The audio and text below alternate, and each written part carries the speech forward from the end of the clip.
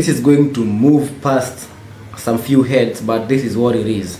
Now, thoughts actually shape reality, but it's not the way you actually think. Now, how do thoughts shape reality?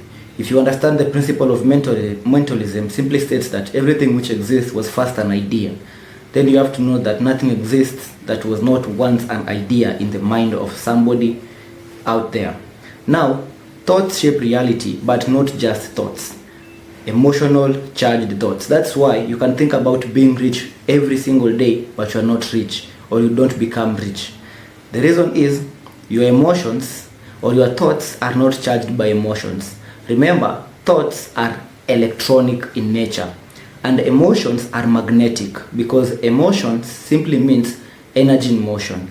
So when you have a thought and you charge it with a certain emotion, you place that energy in motion, and that energy in motion activates a specific frequency that is sent out to the universe, and then you end up attracting what emotional charged thoughts that you have.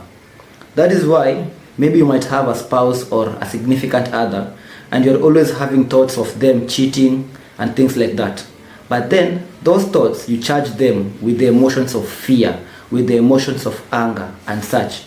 Then they end up happening. I'm not saying that it's you who creates that, but that's just an example, because we have forces that sometimes push people to do things.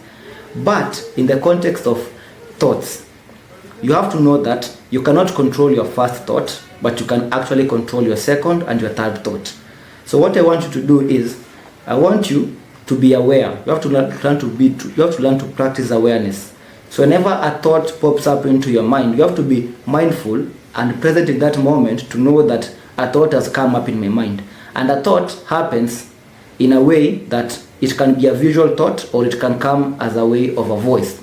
Because we all have this voice in our head that tells you to do this, that tells you this and that and that and that. That is what I'm calling thoughts. So you have to be aware of what emotions you are charging your thoughts. Because the thoughts that you have and the emotions you charge them with is what you end up attracting. But you do not attract these things instantly. We have a delay.